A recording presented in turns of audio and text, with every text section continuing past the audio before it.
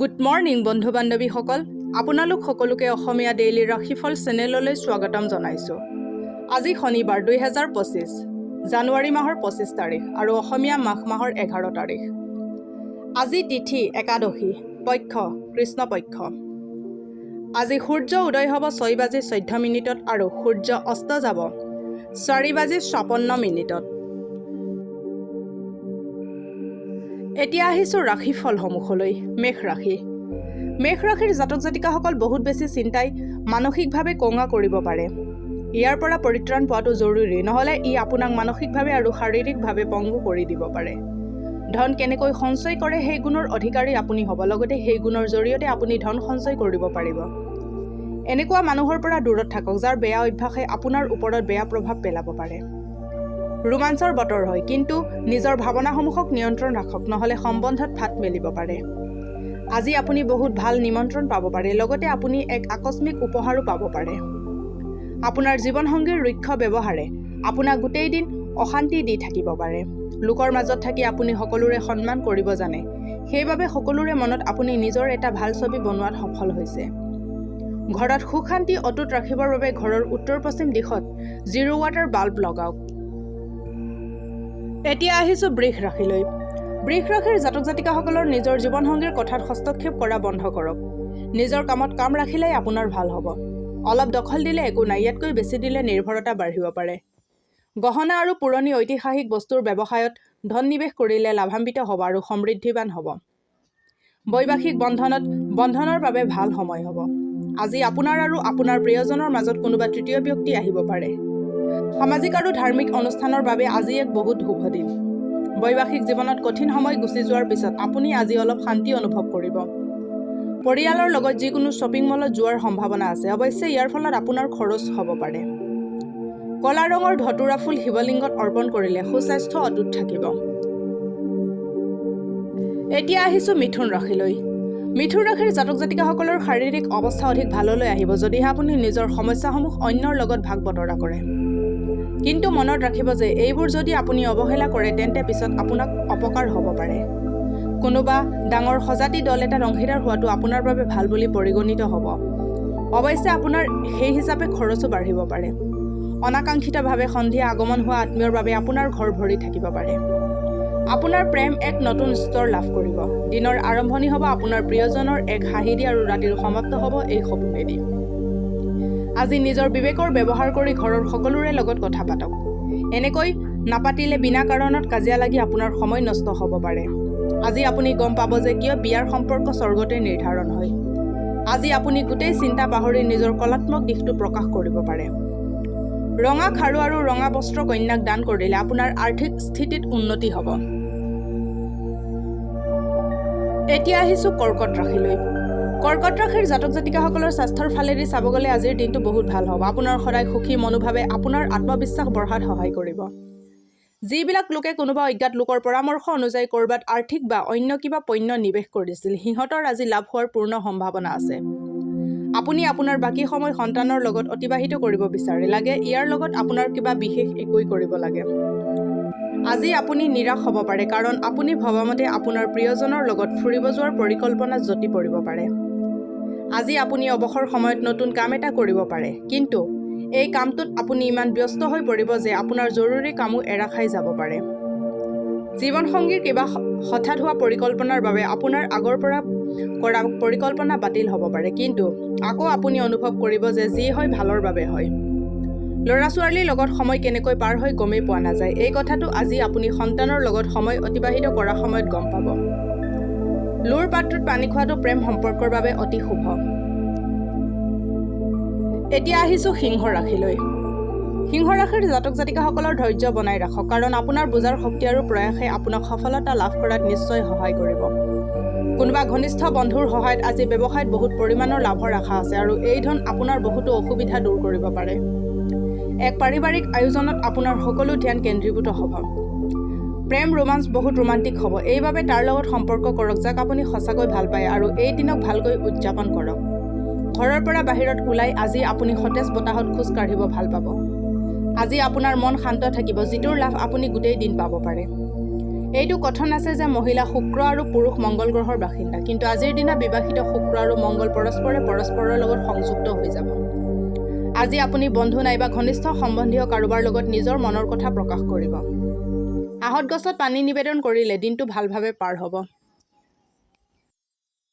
এতিয়া আহিছোঁ কন্যা ৰাশিলৈ। কন্যা ৰাশিৰ জাতক জাতিকাসকলৰ মানসিক স্বাস্থ্যৰ ওপৰত ধ্যান দিয়ক, যি আধ্যাত্মিক জীৱনৰ বাবে আৱশ্যক হয়। মস্তিষ্ক জীৱনৰ দুৱাৰ, কাৰণ সকলো গতিবিধি ইয়াৰ মাধ্যমেৰে আহে। ইয়াৰ দ্বাৰাই জীৱনৰ সমস্যাসমূহ দূৰ কৰিব পাৰি আৰু ই এক শুদ্ধ চিন্তাধাৰা দি মানুহক আলোকিত কৰিব পাৰে। যিসকল লোকে নিজৰ ষষ্ঠ ইন্দ্ৰিয়ক নিয়ন্ত্ৰণ কৰিব নোৱাৰি ইমান দিনে টকা পইচা উৰুৱাই আছিল, সিহঁতে নিজকে নিয়ন্ত্ৰণ কৰাটো অত্যন্ত জৰুৰী। প্ৰয়োজনৰ সময়ত আপোনাৰ বন্ধুৰ সহযোগ লাভ কৰিব। আজিৰ দিনটো ৰোমাঞ্চেদি ভৰপূৰ হোৱাৰ পূৰ্ণ সম্ভাৱনা আছে। ছাত্ৰ ছাত্ৰী আজিৰ কাম কাইলৈ পেলাই নথব। যেতিয়াই খালী সময় পাব তেতিয়াই কামখিনি সম্পূৰ্ণ কৰি ল'ব। এইটো আপোনাৰ বাবেই হিতকৰ। আপোনাৰ জীৱনসংগিনী আপোনাক অনুভৱ কৰিব পাৰিব যে স্বৰ্গ এই মুহূৰ্ততে আছে। পৰিয়ালৰ লগতে যিকোনো শ্বপিং মলত যোৱাৰ সম্ভাৱনা আছে। অৱশ্যে ইয়াৰ ফলত আপোনাৰ খৰচো হ'ব পাৰে।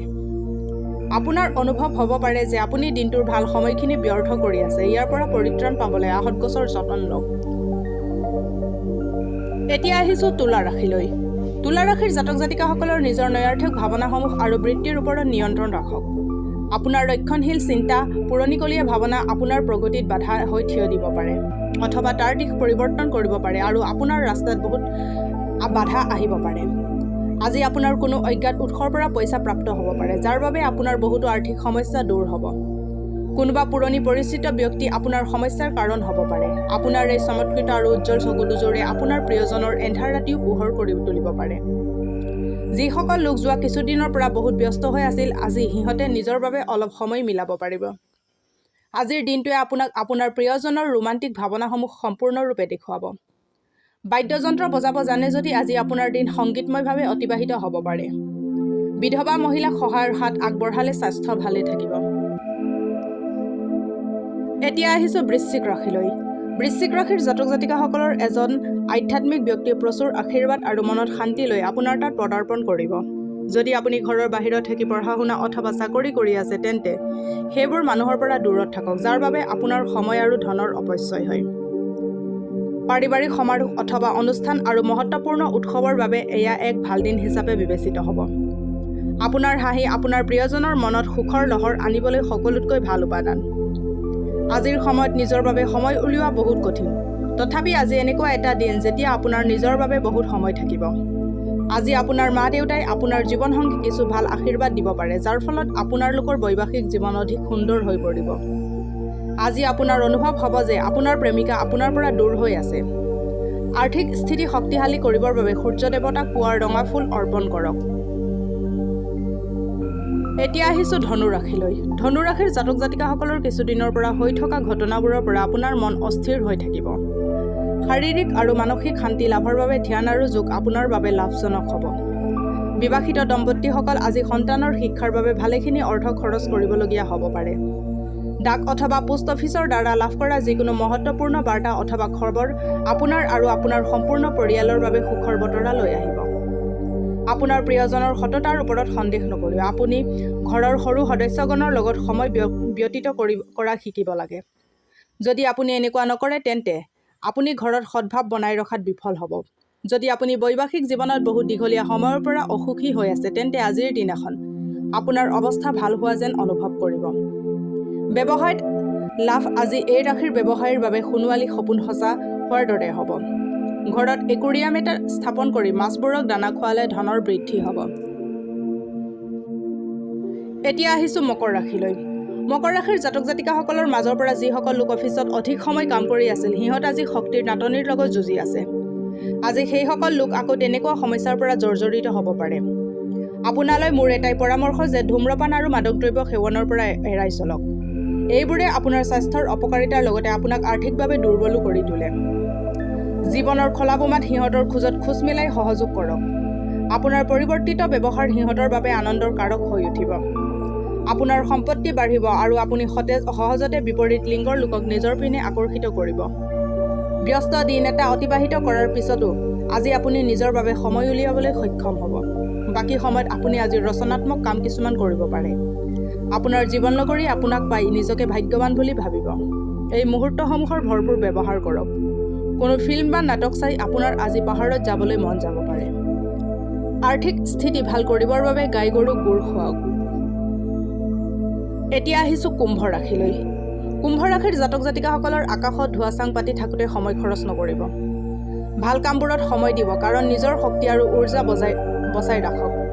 আৰ্থিকভাৱে আজি আপুনি সবল থাকিব। গ্ৰহ আৰু নক্ষত্ৰৰ উপস্থিতিয়ে আপোনাক আৰ্থিক উপাৰ্জনৰ বহুত বাট দেখুৱাব।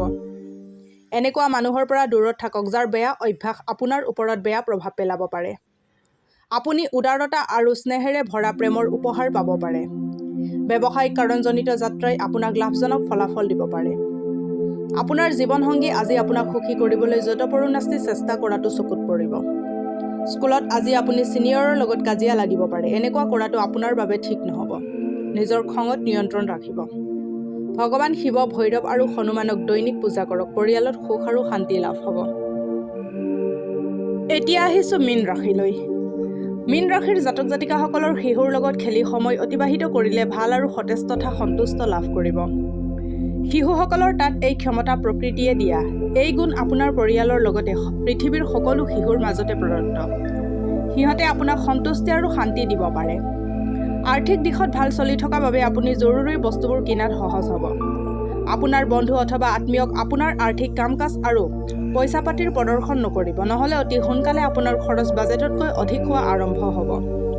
সময়, কাম-কাজ, পইচা, বন্ধু-বান্ধৱ, আত্মীয় সকলো একপিনে আৰু আপুনি আপোনাৰ প্ৰিয়জন আন একপিনে। দুয়ো প্ৰেমতে বিলীন হৈ থাকিব। আজি আপোনালোক নিজৰ মুডতে থাকিব। আজি ঘৰত কথা পাতি থাকোঁতে আপোনাৰ মুখৰ পৰা এনেকুৱা কথা ওলাব পাৰে যে ঘৰৰ মানুহ আপোনাৰ ওপৰত খং কৰিব পাৰে। ইয়াৰ পিছত ঘৰৰ মানুহক মনাওঁতে বহুত সময় লাগি যাব পাৰে।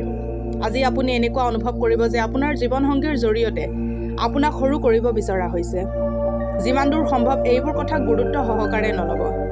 নিজৰ নিকটতম লোকক নজনোৱাকৈ এনেকুৱা ঠাইত বিনিয়োগ নকৰিব, যাৰ বিষয়ে আপুনি নিজেও নাজানে। বিবাহিত জীৱন সুখৰ কৰিবৰ বাবে যিকোনো ৰাজহুৱা গোহালিত সেউজীয়া ঘাঁহ আৰু গৰুৰ দানা দান কৰক। আজিলৈ ৰাশিফলৰ ভিডিঅ'সমূহ ইমানেই। যদি ভিডিঅ'বিলাক ভাল লাগে লাইক কৰিব, কমেণ্ট কৰিব, শ্বেয়াৰ কৰিব আৰু ডেইলি ৰাশিফলৰ ভিডিঅ'সমূহ পাই থাকিবলৈ চেনেলটো ছাবস্ক্ৰাইব কৰিব। ধন্যবাদ।